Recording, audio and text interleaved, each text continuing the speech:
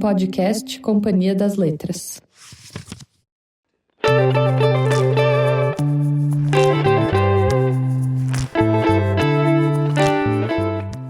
Boa tarde para ti. Hoje é um dia de estreia aqui, Rádio Companhia ao vivo pela primeira vez.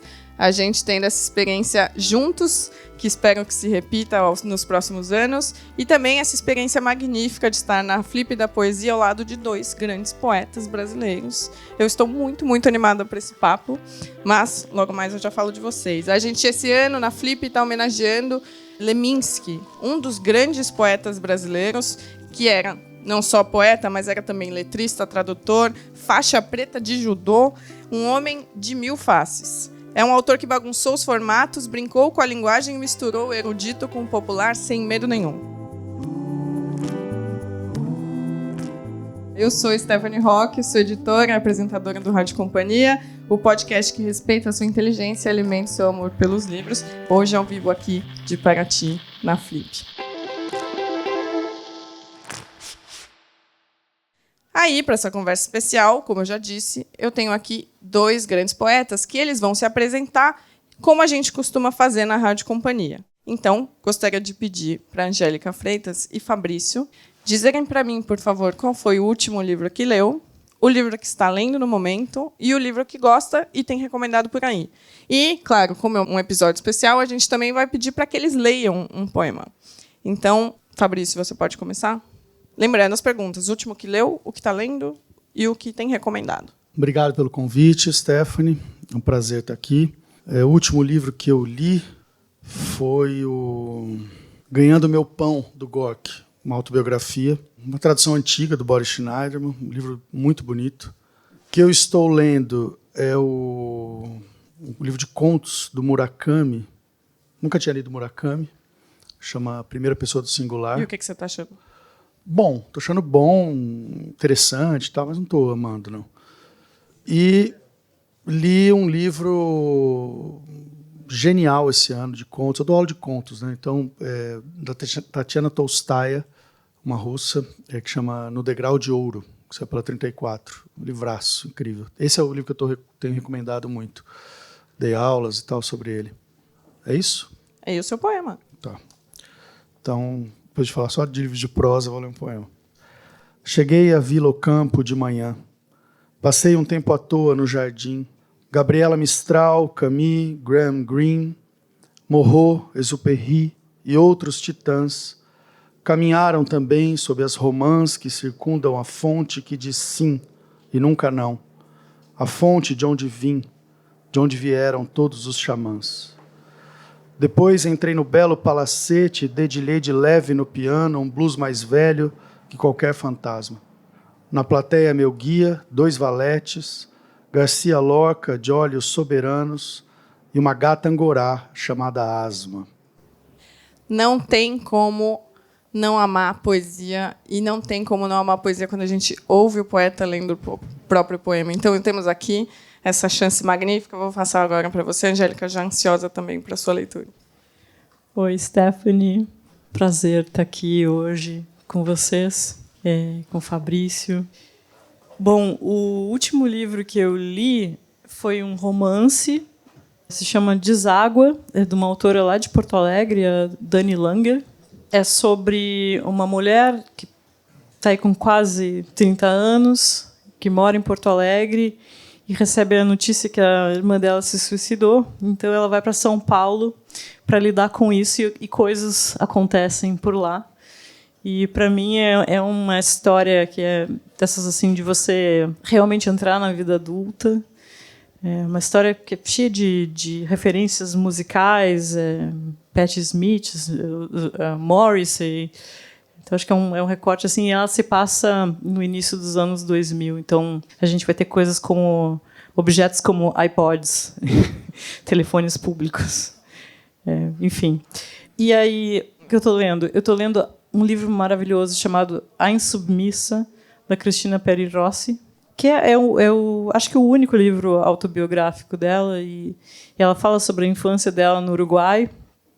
E, para mim, assim, foi incrível, porque parecia que eu estava lendo sobre a minha infância no Rio Grande do Sul, assim, ou seja, algumas décadas depois, mas muitas coisas parecidas. E o livro que eu ando recomendando... Então, eu li um livro ano passado de um poeta coreano chamado Lee Song-bok. Um livro chamado Indeterminate Inflorescence. Ele não foi traduzido para o português ainda. Acho que agora saiu pela Penguin, em inglês. E são as aulas que ele deu de poesia. São aforismos sobre escrever. Nossa, esse livro bagunçou bastante a minha cabeça no bom sentido, assim, me fez pensar na poesia de outras formas. Então, ando recomendando esse também. Que bom, e eu acho que o papo vai ser bem legal, justamente porque também a ideia é que a gente aqui pense em poesia de outras formas também. Mas, por favor, seu poema. Ah, sim. Então, eu vou ler um aqui que o Fabrício disse que gosta, ou que ele gosta mais. Voltar para casa depois de horas na rua, em busca de uma experiência esplêndida. Inchando com o ar o tórax, voraz com o ar no tórax, vivendo o momento. Com as solas bem sujas no solo, com as solas bem pegadas ao pavimento. Aleluia, porque eles querem minha cabeça baixa, me querem comprando num shopping, procurando as últimas revistas. Quem poderia caminhar assim na rua tão solta, com a cabeça cheia de zorrilhos? Sentir a chuva no encalço, os pulmões cheios, querendo somente uma experiência esplêndida, voltar com ela para casa, escrever um poema. Escrever, escrever. Escrever o quê? Com a cabeça cheia de cenouras, de ceroulas, de senhoras, de cebolas, de centímetros de Drummond. Virar a chave na porta, deixar em cima da mesa como 3 patos mortos a ideia do poema. Repetir quantas vezes necessário, voltar para a rua até que aprenda. Muito bom. E aqui um detalhe para quem está de casa, acabou de rolar uma cena linda que também, enquanto a Angélica lia, o Fabrício ajudou ela a virar a página. Ainda bem que nós estamos gravando isso também, para que depois as pessoas possam ver, porque a gente também vai falar um pouco da amizade de vocês dois.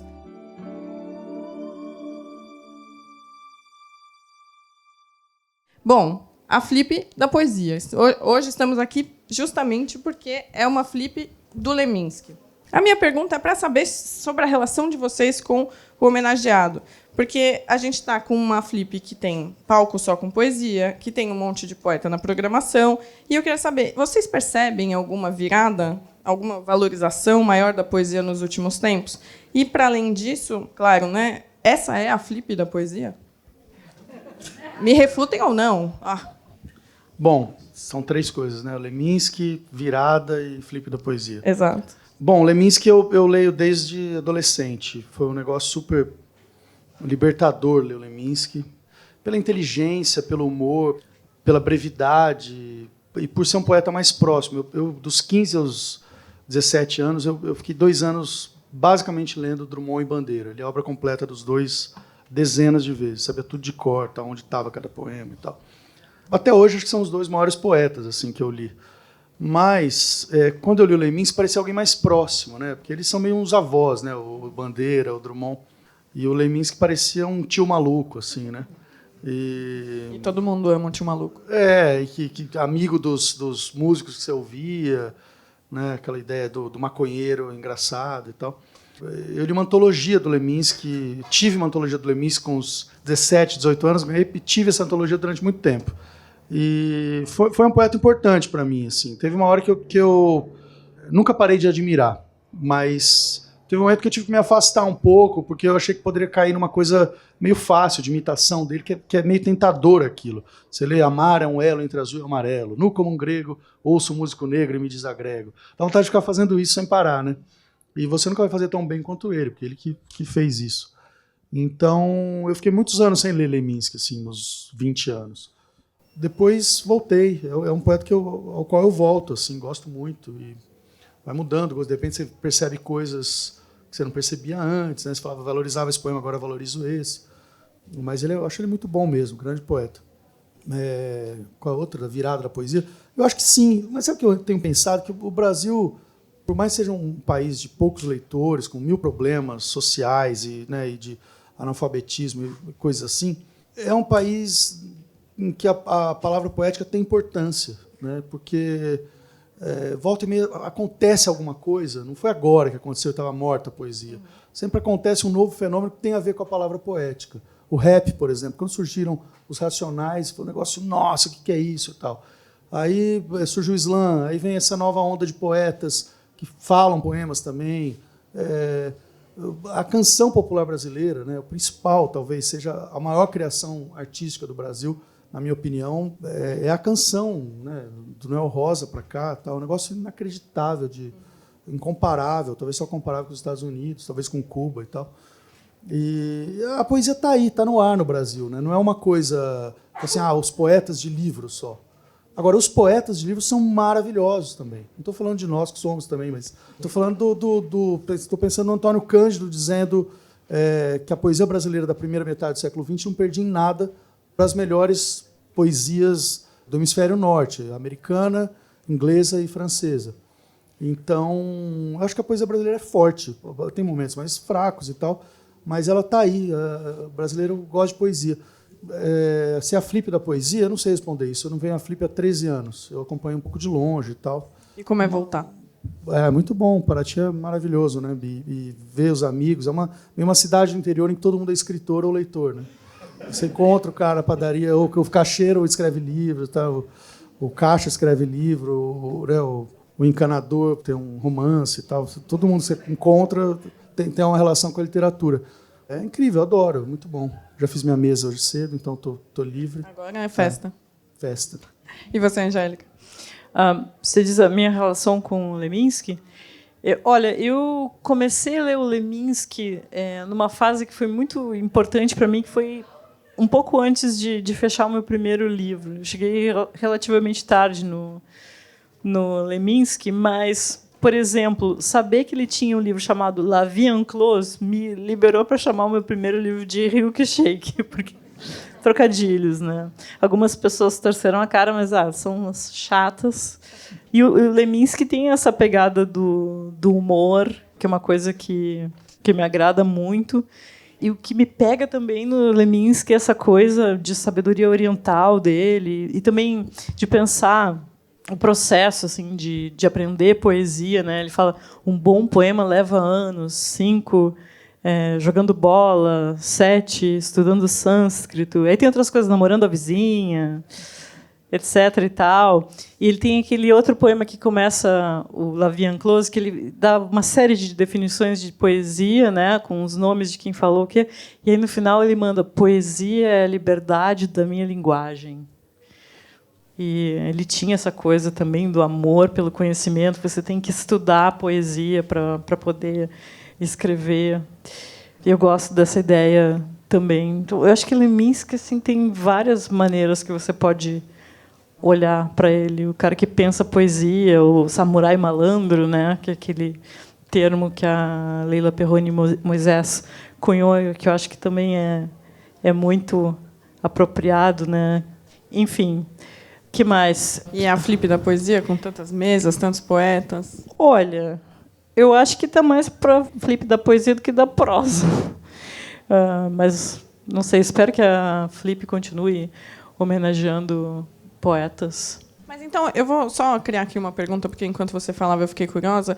Essa questão de estudar, como você estuda a poesia? Como esse estudo interfere na sua rotina? Então, lendo, né?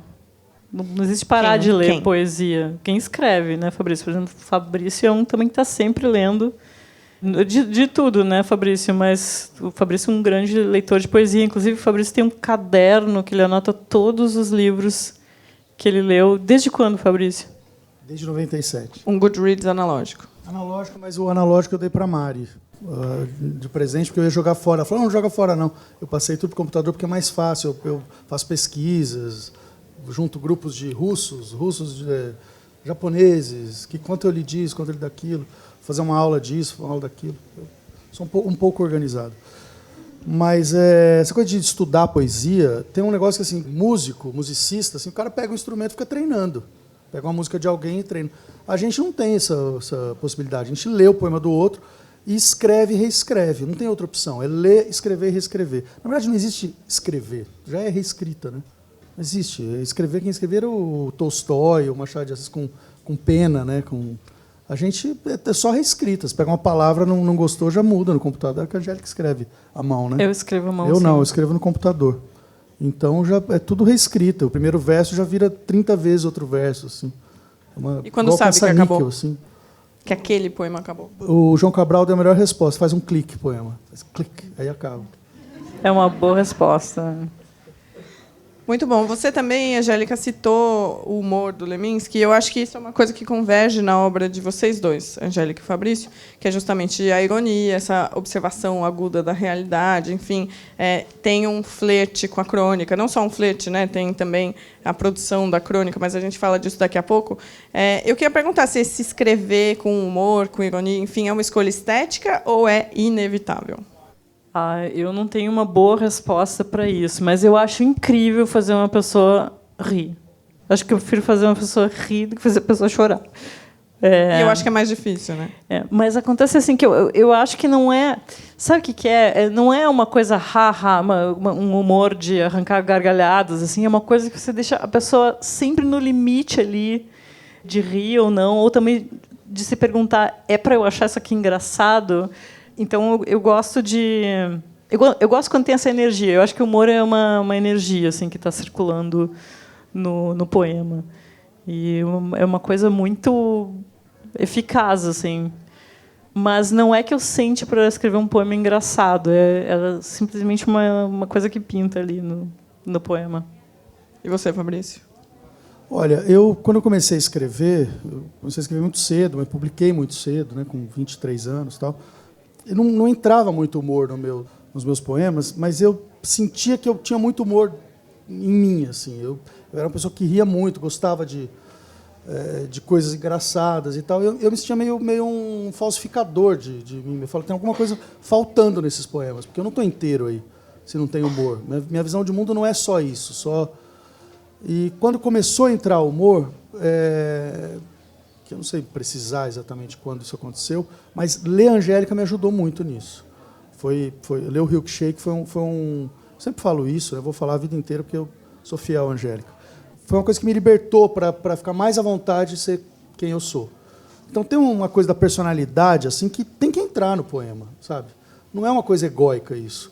É algo de você sentir que aquilo tem alguma verdade, que ele está realmente dizendo coisas que têm a ver com o que te interessa, né? Agora, como fazer isso, autobiografia, isso é outro papo, né? Não gosto dessa coisa de autoficção e tal, cada um se vire com o que faz, mas para mim não é limitador ficar pensando que eu tenho que ser fiel no texto à minha vida pessoal. Isso é muito limitador, não estou fazendo um inventário do meu cotidiano, sabe? Então o humor foi entrando e eu fui ficando muito contente com isso. Assim. Agora também não sento para fazer piada no computador. É uma coisa que aparece. E também não gosto de muita... as pessoas valorizam muito a ironia, né? Tem um super preconceito, é incrível. O preconceito que se tem com o humor é enorme. E, ao mesmo tempo, os grandes escritores todos são engraçados. É difícil pensar algum grande escritor que não seja engraçado. Estou falando grande mesmo. Shakespeare, Homero, Cervantes, Dickens, todos são engraçados. E Machado de Assis, né? E, ao mesmo tempo, existe um preconceito assim, disseminado de que quem faz humor não é sério. O Ricardo Araújo Pereira ele analisa isso super bem no A Doença, o Sofrimento e a Morte Entram num Bar. Mas o negócio é que o que é valorizado é a chamada fina ironia do Machado de Assis. As pessoas adoram falar isso. Eu acho assim, também limitador isso. Só a ironia. Eu vi uma mesa com o Chico Alvim no Festival de Poesia, foi uma coisa comovente, assim, foi muito bonita aquela mesa. E ele falou, olha, eu faço piada demais. Eu adoro a poesia dele, mas ele disse o seguinte, a ironia ela é contra a vida, ela é uma defesa. O humor verdadeiro ele é uma abertura para a vida. E se você vai ver esses grandes autores, é isso. É você abrir o gradiente de emoções humanas. Assim. A pessoa que é capaz de escrever uma cena de chorar, um Dostoiévski da vida, assim, ele é capaz de escrever uma cena cômica. A gente gosta o escritor sério. Tal. O Drummond, nosso maior poeta, é super engraçado. Né? Mas esse humor, claro, que você fica meio assim, é para rir, não é, e tal. Mas é uma questão de abrir as possibilidades e não fechar, não se defender. Essa coisa cínica de ficar olhando a vida de fora. Em geral, são as pessoas mais insuportáveis, né? Os cínicos de salão, assim, né? Então... aliás, eu pego uma carona para fazer uma propaganda para outro episódio da Rádio Companhia, que foi o episódio da Socorro Acioli com a Dia Bárbara Nobre, em que a gente falou tanto sobre duas coisas que a gente conversou, que o Fabrício acabou de dizer, que é tanto a questão de inventar, né? A Socorro fala bastante sobre se ter coragem de inventar hoje, de criar uma história que é simplesmente do zero, não tem nada a ver com a sua vida, de fato. Então, esse episódio é muito bom. E também sobre humor, porque Socorro Acioli não dá para a gente dissociar também essa figura. Então, volte alguns episódios atrás, aqui na Rádio Companhia, e vocês vão poder ouvir também um pouco mais sobre esse assunto. Eu gostei muito do que você falou de humor e ironia, o que a Angélica falou também, e acho que, pensando no que você falou de autoficção e da sua vida, tem a ver também com uma observação do cotidiano que vocês dois fazem, que era o que eu gostaria de perguntar. Vocês têm uma observação muito aguda do cotidiano, seja sobre as cidades, os bares, os encontros, as pequenas absurdidades da vida. Então, o que eu queria perguntar para vocês é sobre esse movimento, que é quase de crônica, não só quase, né? Essa produção também de crônica. Você acabou de lançar 1 milhão de ruas, não é isso? Com as suas crônicas de 2010 a 2025, mas isso também aparece na sua produção. Tem um quê de cronista no poeta e de poeta no cronista, enfim. Então, eu queria que vocês falassem sobre essa relação das duas. E também, vocês chegaram ontem no mesmo carro, pelo caminho de Ubatuba, não o que pegou o poste caído no meio da estrada. E eu queria perguntar para vocês o que, desde ontem, vocês já observaram na Flip que chama atenção. Beleza.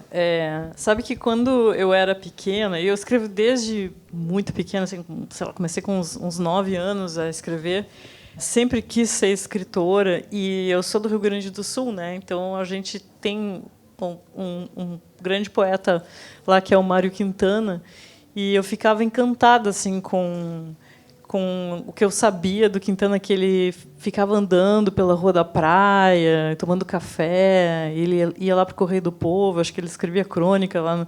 Então, a figura do poeta como um flaner mesmo, né, que está vendo a cidade, aí para tomar um café, escreve um pouco.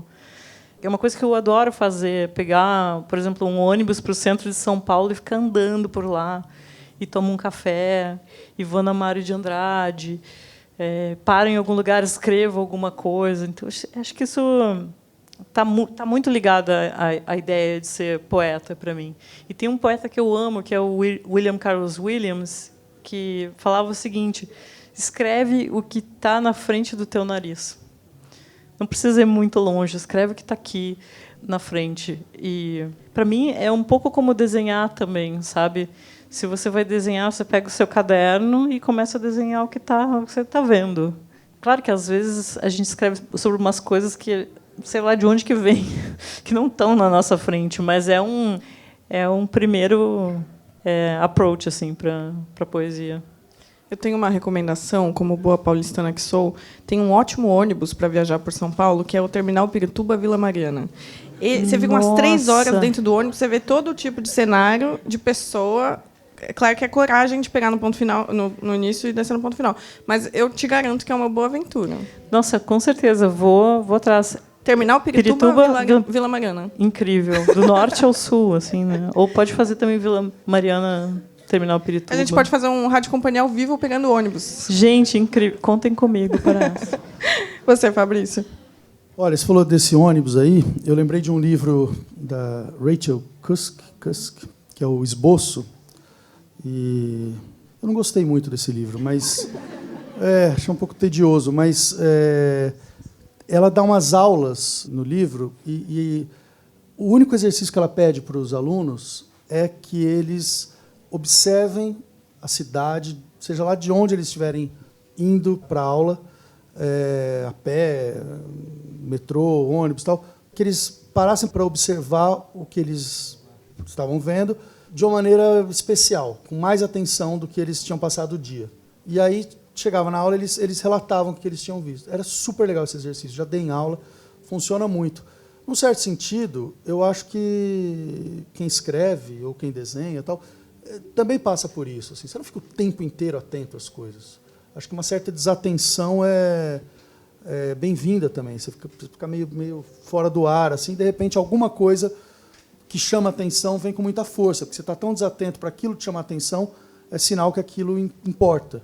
Mas essa coisa dessa atenção voluntária, ela também funciona às vezes. Não sempre, não é supermercado, né? Se você prestar atenção vai dar certo. Mas às vezes dá. Então, quando eu comecei a escrever crônica na Folha, em 2010, eu me obriguei a sair na rua para ver coisas. E comecei a perguntar para as pessoas o que você vê em São Paulo. Porque eu sou de São Paulo, eu não me sentia preparado para escrever sobre São Paulo. A coluna era sobre São Paulo. E depois um amigo falou assim, olha, São Paulo é um negócio tão infinito que se você fala assim, na esquina da Pamplona, com não sei o que, você pode falar o que você quiser. Depois, né, só põe um topônimo ali na crônica que resolve. Mas, então, a crônica, essa coisa de observação, ela é importante para quem escreve. Você não pode ficar totalmente aliado do mundo, né?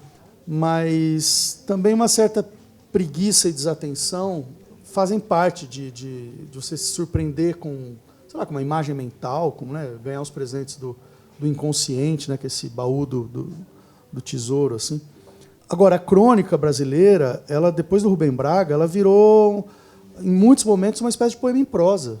O poema em prosa no Brasil, as pessoas não falam nisso, mas alguns dos melhores poemas em prosa do Brasil não são poemas, são crônicas. Você pode falar, é poema, tal, Paulo Mendes Campos, o Humberto Werneck colocou poema, crônica do Paulo Mendes Campos, na seleção de melhores poemas do Paulo Mendes Campos, tal. E funciona assim, mas o que eu acho legal é ler como crônica mesmo. E aquela crônica ela é poética, sabe? Não sei se está sendo claro o que eu estou falando.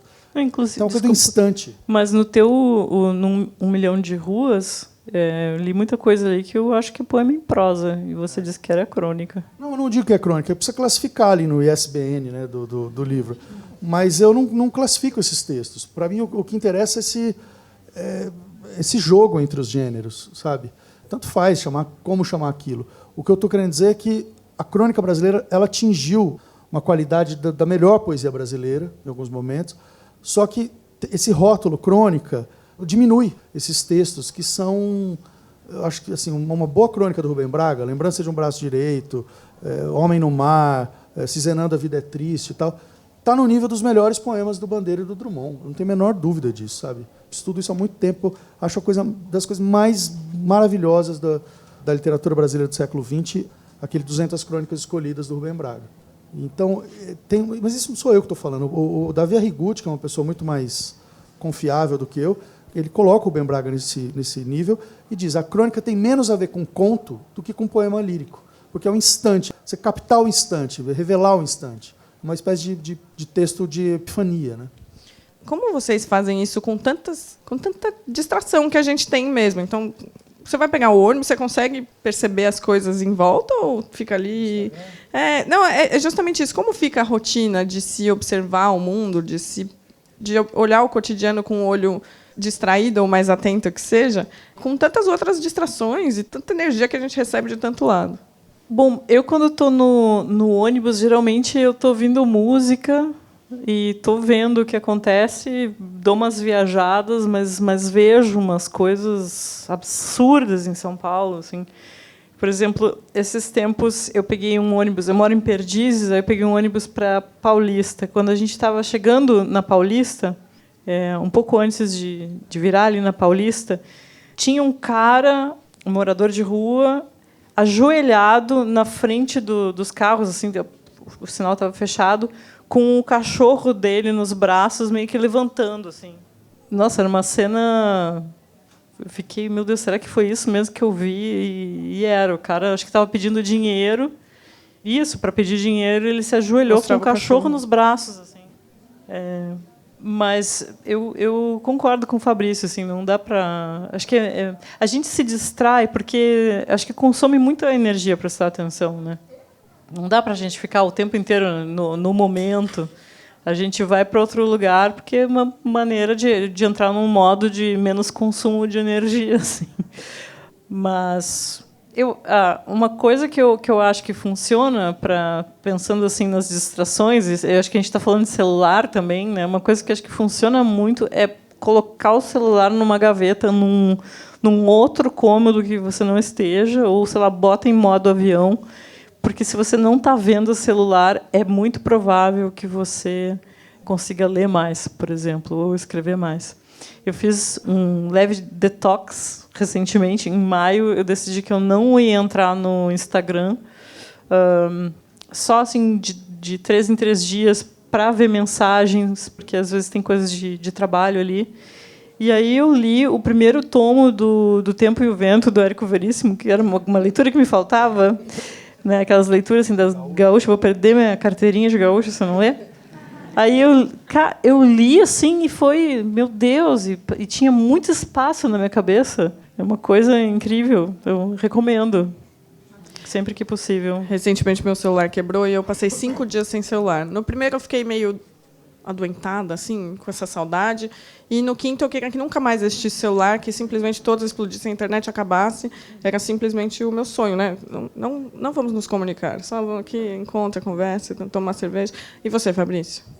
Olha, eu tenho Instagram há 2 anos, eu nunca tive outra rede social. Então, eu me defendi bastante disso, assim, sempre, nunca me atraiu isso.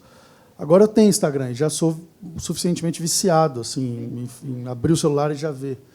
Em geral, vai ter uma má notícia, né? Tem um conto do Felisberto Hernandes, que ele está numa cidadezinha e começa assim, ele fala: todas as manhãs eu ia ao correio para ver se alguma má notícia tinha chegado.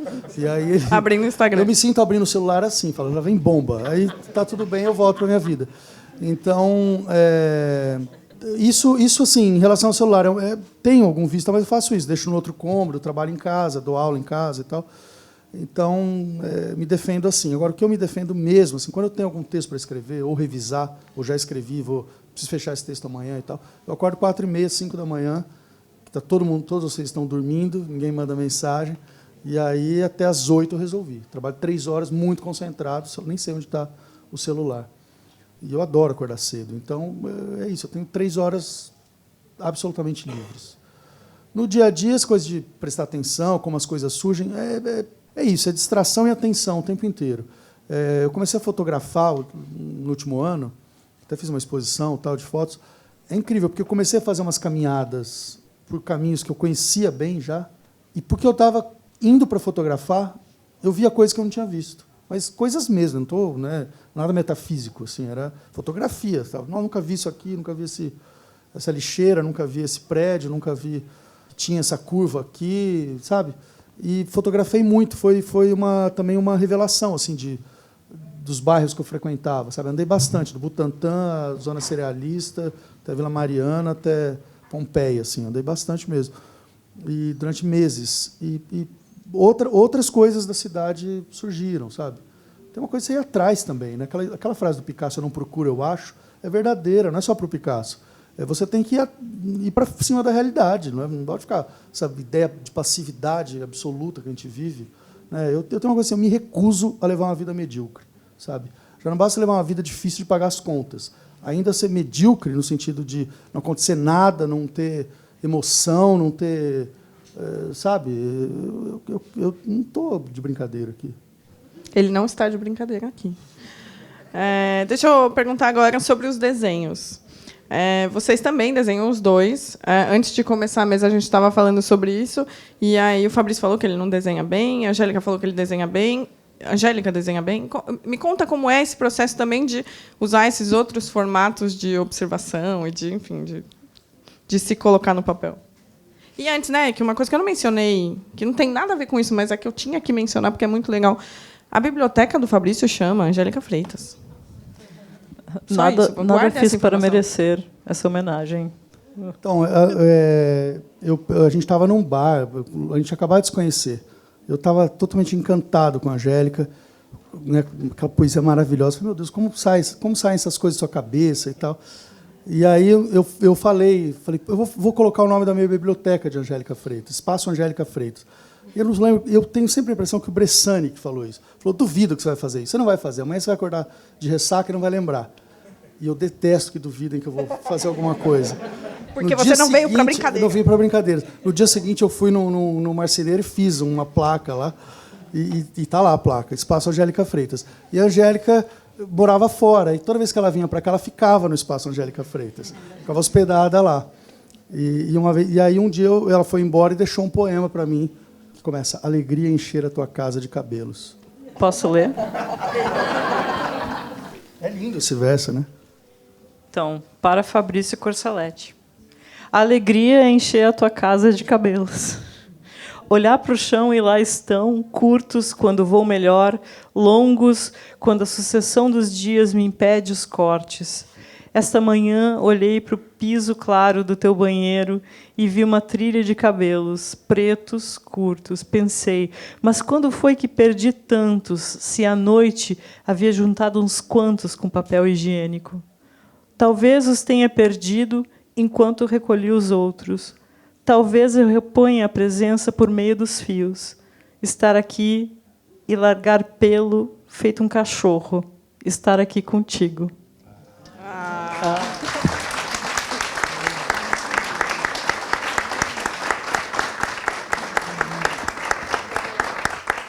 Eu deixei para o Fabrício e ele colocou num quadro, né, Fabrício? Nossa, quantas homenagens. Mas aí você falou do desenho, né? Eu comecei, assim, eu sempre gostei de desenhar. Eu fiz já aula de desenho, aquelas aulas de modelo vivo. E, aliás, eu recomendo para todo mundo que faça aula de desenho de modelo vivo, porque é uma forma de dilatar o tempo. Você não sente o tempo passar. Né? Agora que a gente fala tanto que o tempo parece estar acelerado, gente, vocês ficam, sei lá, 3 horas desenhando e parece que, não sei, o tempo passa mais devagar mesmo. E na pandemia, né, que todo mundo estava lá fazendo pão, eu comecei a desenhar de novo. E assim, eu tenho uma gata que ela está sempre comigo. E sempre no meu colo. Quando eu vejo, ela já está no meu colo. Aí, pensando naquilo de escreve o que está, né, diante do teu nariz, eu comecei a desenhar minha gata. E no início ficava, sei lá, um desenho meio feio e tal. E aí eu fui ficando melhor em desenhar a minha gata. E aí eu comecei, além da gata, comecei a desenhar o entorno. Às vezes ela estava deitada num sofá, na poltrona, e eu comecei a desenhar a poltrona. Eu desenhava a Juliana também, né? A Juliana, minha companheira, desenhava, sei lá, a pia cheia de louça. Em vez de eu lavar, eu desenhava a louça suja. E fiquei nessa pira, assim, na pandemia, de desenhar. E aí aconteceu uma coisa que eu não estava conseguindo escrever, poesia. Aí eu comecei a fazer um diário e desenhava. Eu estava morando fora, estava morando em Berlim. Desenhava coisas, viajava, desenhava outras coisas, levava sempre um caderninho, comprei umas aquarelas, comecei a fazer aquarela. E aí, um dia, não sei por que cargas d'água, eu me lembrei de um exercício que era de desenho cego, né? Que você pode desenhar, por exemplo, de olhos fechados, ou se não, põe o caderno debaixo da mesa e desenha alguma coisa, você não está vendo papel, né? E aí eu pensei assim, eu tenho 10 graus de miopia. O que acontece se eu tirar os óculos? Né? Não é um desenho cego, é um desenho míope. Né? Aí eu inventei essa modalidade. E aí eu escrevia, desenhava com uma caneta de ponta bem fininha, e eu não sabia o que estava acontecendo no papel. Eu via minha mão assim, se movimentando. E eu colocava os óculos de volta e pensava, nossa, isso é tão mais legal do que o que eu desenho olhando assim, com óculos. E fiquei nessa pira. Assim. E aí, uma coisa aconteceu, e foi uma coisa muito feliz que aconteceu, que a Alice Santana, que está ali, a gente se encontrou em, acho que foi dezembro, depois da Flip de 2023, na Livraria da Travessa, e a Alice me deu, que ela sabe que eu gosto de caderno, ela me deu um caderninho da Livraria da Travessa, tipo um Moleskine pequenininho, e aí eu pensei assim... Aí ela me falou, porque a Alice é minha editora também, né? Eu fiquei assim, pô, tenho que escrever algumas coisas, né? A Alice me deu, vou ter que escrever uns poemas aqui. E aí eu pensei assim, mas eu só estou desenhando agora. Mas aí eu fiz um desenho e aí na página seguinte eu puxei um poema, assim, meio que escrevi um poema a partir daquele desenho. E aí, eu acho que a Alice sabe disso, porque eu enchi esse caderninho que ela me deu, acho que em 2 semanas eu já tinha terminado o caderno. E eu fui comprando mais cadernos. Hoje eu tenho uns 20 cadernos cheios de poemas e desenhos. Obrigada, Alice. Eu acabei voltando a escrever poemas por causa disso também. E a Alice falou, quando ela me deu assim, sem pressa, viu? Sem pressão. Escreve aí. Então, isso, aí juntei as duas coisas. E aí, além de desenhar sem óculos, eu pensei, o que acontece se eu escrever sem óculos? E aí, meu Deus, aí também saíram coisas incríveis, que eu pensei, nossa, se eu tivesse de óculos, seria outra parada. Então, fiquei nesse projeto, experimentando. Aí lancei uma plaquete também, chamada Mostra Monstro, que saiu pelo Círculo de Poemas. São alguns desenhos e alguns poemas, e, enfim, para mim é uma alegria mesmo, é uma coisa que é uma alegria quase infantil, assim, poder desenhar. E eu acho que isso tira um peso da poesia, assim, né, dessa coisa de você ter que, sei lá, quando a gente pensa em poesia com P maiúsculo, os grandes temas, sei lá, porque é melhor nem pensar, que senão você nem escreve. Acho que, enfim, inspira, informa e deixa tudo mais legal. Tem uma coisa muito boa, que é, ouvindo vocês dois, dá para perceber essa noção de leveza da poesia, e não só da poesia que vocês já produzem, ou da percepção que vocês têm da poesia, mas de vocês mesmos. Vocês são super... assim, eu estou super tranquila do lado de vocês. Pode ser que tenha sido metade da cerveja que eu bebi, mas eu estou admirada realmente com essa leveza que tem para lidar com tudo isso, que é muito complicado, o que vocês estão me falando. Realmente é um trabalho que é muito delicado. Enfim, e vocês fazem com uma beleza, assim, estou encantadíssima. E você, Fabrício, me fala sobre os desenhos, porque você também desenha. Olha, não, eu assim, poesia é meu negócio, e eu nunca desenhei na minha vida. Em 2019, eu não lembro muito bem por quê, acho que eu vi uma amiga da Mari desenhando, falei, puta, que legal, eu queria desenhar, estava relendo o Oswald de Andrade, com vontade de fazer uns poemas com desenho, igual a Angélica fez. Acabei não fazendo, mas comecei a desenhar. E eu desenho tão mal que qualquer coisinha que eu conseguia desenhar, eu ficava numa alegria, sem nenhuma pretensão. Assim. O Ricardo Piglia, ele tem uma frase sobre escrever que eu acho um pouco malandra, assim. Não sei se é totalmente verdade, mas funciona para eu como desenhista, para mim como desenhista, que é o seguinte: ele fala que o escritor escreve um grande livro para saber como é escrever um grande livro, ser o autor de um grande livro. O cara vira poeta e fala assim, eu quero saber o que um cara igual ao Drummond sente de ser um grande poeta. O cara vira um outro grande poeta. Eu acho um pouco demais isso, mas eu me sinto tão incapaz de desenhar que eu desenhar qualquer coisinha, eu falo, nossa, deve ser assim que a pessoa tem a sensação de conseguir desenhar. Só que eu sou um pouco obsessivo, então quando eu comecei a desenhar, durou uma semana essa tranquilidade. Depois eu acabei com o meu ano, assim, eu fiz mais de 500 desenhos e só pensava nisso, e de repente falei, chega, não quero mais saber disso, porque não está indo para onde eu quero. Tinha alguma coisa da cor, eu pintava e tal, tinha alguma coisa da cor que não me satisfazia, assim. Eu gosto muito de cor, tal, era tudo com pastel, e aquele negócio borra, tal, foi me enchendo um pouco, eu parei. Alguns anos depois eu acordei um dia e falei, quer saber, eu vou pintar. Aí fui numa loja, comprei um monte de tela e tinta, sem nenhuma técnica. Sem nunca ter pintado nada. Nada, você só falou, zero. vou lá comprar. Comecei a pintar, assim, de imaginar como que era pintar. E aí comecei eu deixo o computador aberto e pinto na mesa, na mesma sala. E aí eu ficava mexendo num poema, ia pintar, enquanto a tinta secava, eu ia trabalhando no poema. E comecei a jogar os poemas inacabados para os quadros. Aí eu comecei a gostar, falei, opa, tá virando um negócio isso aqui. Aí pintei 150 quadros, foi tudo meio excessivo, assim.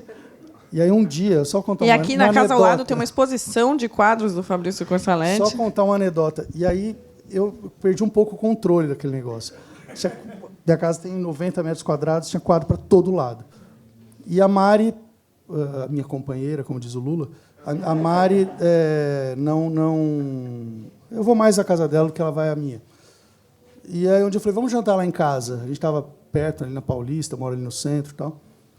E a gente entrou, a hora que ela olhou aquilo, era um labirinto de quadros, assim, ó, no chão, tudo equilibrado um no outro. E foi no auge, assim, 150 quadros. Ela falou, não vou entrar aqui. Não, pelo amor de Deus, vamos para um restaurante. Não tinha mais como andar na minha casa. E foi assim. Aí eu parei também. Aí agora eu voltei, esse ano pintei, aí fiz uma exposição, vendi um monte. O Diego Matos foi o curador. E aí comecei a fotografar, e também fotografei muito, assim, tinha uns 2.000 fotos. Aí foram me ajudando a selecionar, e no fim o João Bandeira, poeta e curador, ele fez uma seleção super legal, porque dessas 2.000 fotos ficaram 27. E aí foi legal, porque eu olhei e falei, bom, isso nem é meu esse negócio, sabe? Alguém fez, porque de 2.000 alguém selecionar 27 não tem nada a ver com isso, né? E foi legal, gostei. Essa foi a minha experiência com as artes plásticas, mas eu já saí dessa, agora estou fazendo um disco. É verdade.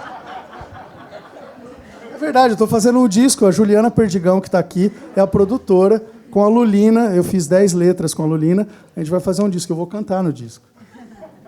Na Flip do ano que vem a gente volta aqui, e aí depois tem um pocket show. Bom, a gente já está acabando, muito, muito triste, sempre, para mim é uma tristeza terminar qualquer episódio da Rádio Companhia, e eu queria fazer uma pergunta que eu sempre faço no final, que é meio relacionada a futuro, né?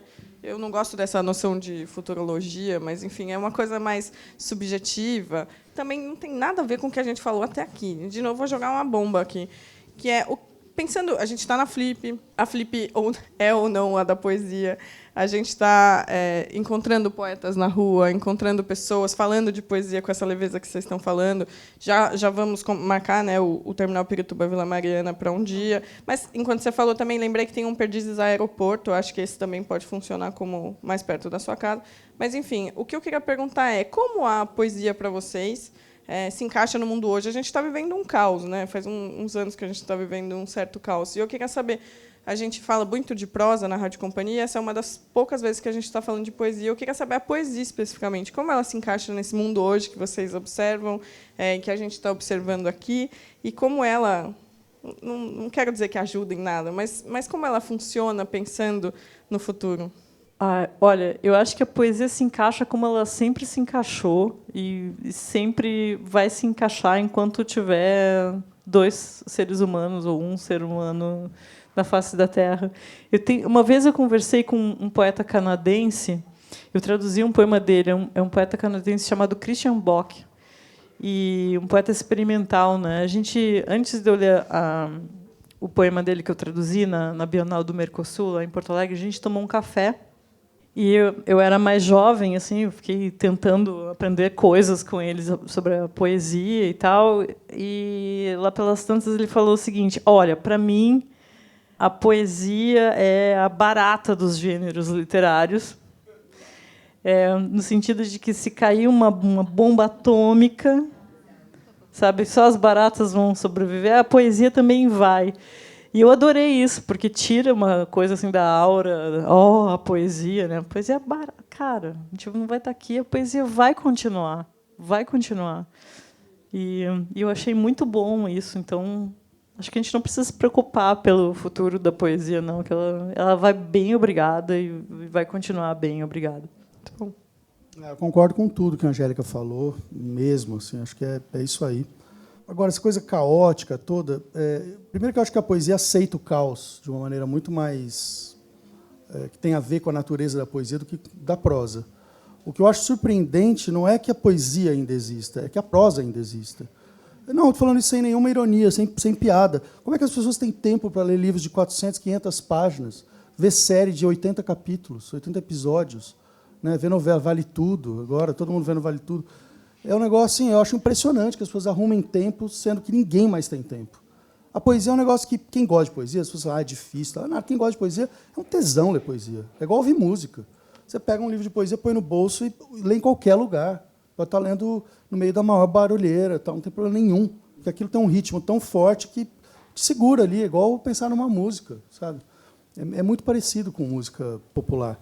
Então, eu acho estranho. As previsões do começo do século XX, já li isso várias vezes, nunca sei onde, mas era assim, vai acabar o romance, o conto, o Cortázar acho que falava isso. O conto é a forma literária do futuro, porque é curto, as pessoas não têm mais tempo. Naquela época ainda tinham, né? Para ler no bonde um romance. Então vão ler É verdade, vão ler um conto. Isso não aconteceu. O conto é totalmente o patinho feio da literatura. É igual a poesia, igual a crônica. Vai em qualquer editora, Companhia das Letras. É romance que as pessoas querem publicar. Eu não entendo isso. Acho que o romance é um negócio muito mais difícil de realmente encontrar uma forma que tem a ver com o presente, não cair em romanção do século XIX, que era outro tempo. Não dá para você pegar a mesma forma em tempos diferentes. Então, não estou falando que não exista prosa boa. Claro que existe, eu sou leitor diário de prosa. Mas eu me surpreendo que as pessoas consigam tempo para ler prosa. E eu entendo que também não leio poesia, porque tem essa ideia da dificuldade e tal, mas a poesia não acaba. É uma enfermaria de malucos. É verdade, é isso, é uma enfermaria de poetas e de leitores de poesia que se encontram, agora ainda com rede social, tudo, e isso vai sobreviver. É isso, o mundo vai acabar, vai ter gente lendo. Temos que preservar o planeta para ter leitores, só por isso.